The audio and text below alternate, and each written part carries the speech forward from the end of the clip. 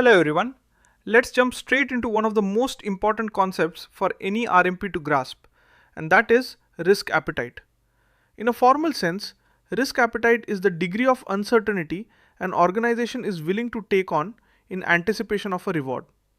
Now, in plain English, this is simply the company's hunger for risk. It asks the question, how much are we willing to gamble to get what we want?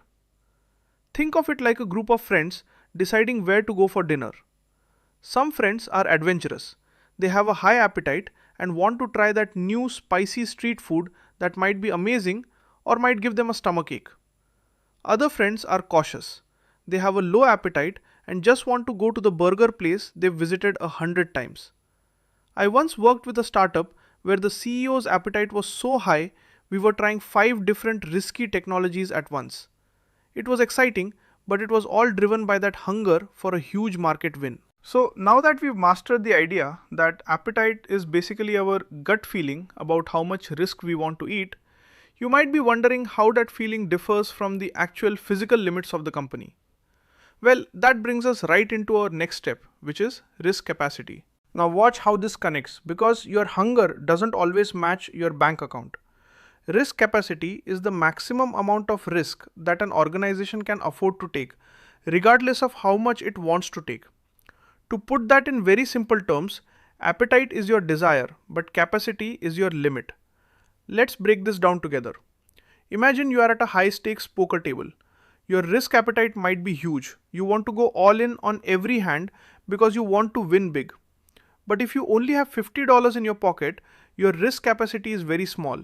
You literally cannot afford to lose more than 50 bucks. You've probably seen this at the office, where a manager wants to take a big chance on a new product, but the CFO steps in and says, "We don't have enough cash in the reserve to survive if this fails." That CFO is talking about capacity. So now that we've mastered the difference between what we want to risk and what we can afford to risk, you might be wondering how we set the actual rules for when a risk becomes too much to handle. Well, that brings us right into our next step, which is risk tolerance. Stay with me here because we need to look at risk tolerance, which is the specified amount of risk or the degree of uncertainty that an organization or stakeholder is willing to withstand. In everyday language, this is your shiver threshold. If appetite is the broad feeling, tolerance is the specific breaking point for a certain objective. Think of it like taking a hot shower. Your appetite is that you want to be warm. Your tolerance is the exact point where the water gets so hot you have to jump out. In a project, your sponsor might have a high appetite for profit but zero tolerance for the project being even one day late. They can withstand a budget increase, but they can't withstand a delay. I remember a project where we were $10,000 over budget and the boss didn't care. But the moment the quality score dropped by 1%, he went into a panic. His tolerance for quality was much lower than his tolerance for cost. So now that we mastered the idea that tolerance is the specific point where we start to shiver, in quote, you might be wondering how we turn all these feelings and thresholds into actual numbers we can track. Well, that brings us right into our next step, which is risk thresholds. Let's take it a step deeper into the world of numbers with risk thresholds. Formally, a threshold is a specific point at which a risk becomes unacceptable and a response must be taken. In simple English, this is your line in the sand. While appetite is a vibe and tolerance is a feeling, the threshold is a hard number. It's the trigger. Let's break this down together. Imagine you are a parent. Your tolerance is that you don't want your kids staying out too late. Your threshold is 10 p.m. If the clock hits 10:01, you are calling them.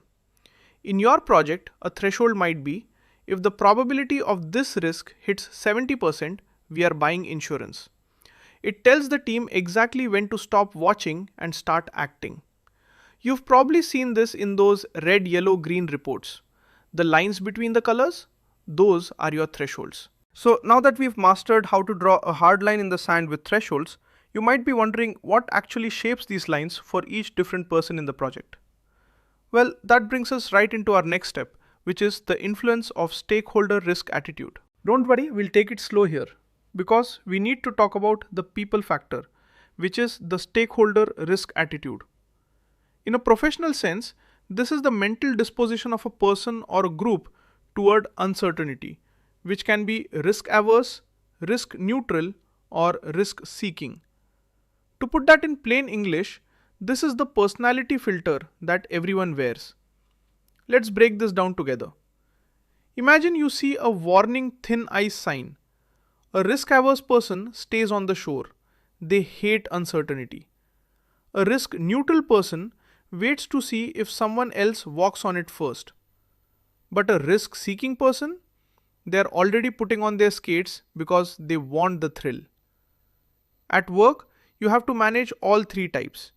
If your main stakeholder is risk averse, your risk reports need to be very detailed and cautious. If they are risk seeking, they might find your caution boring. I have seen many RMPs fail not because their data was wrong, but because they didn't match their communication to the stakeholders' attitude.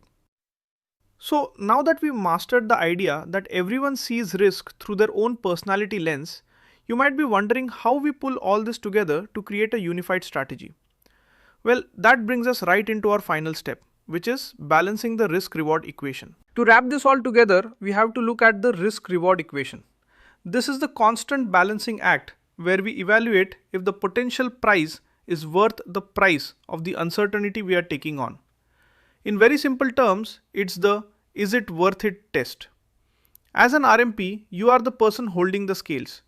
You look at the company's appetite, you check their capacity, you respect their tolerances, and then you say, based on who we are, this gamble makes sense, or this gamble is too much. It's about making sure we aren't being reckless, but we also aren't being scaredy cats. I once coached a team that wanted to use a very expensive new vendor to save 1 week of time. When we looked at the equation, the reward of 1 week wasn't worth the risk of the high cost. We chose the safer path and the project was a success. And that, my friends, is the essence of understanding appetite. It's about knowing yourself and your organization so well that you always know exactly how much to eat. So, now that we've mastered the full journey from our inner hunger to our hard numerical lines, you are ready to see how this looks in a real-world governance setting. We are going to discuss defining thresholds in details in next chapter.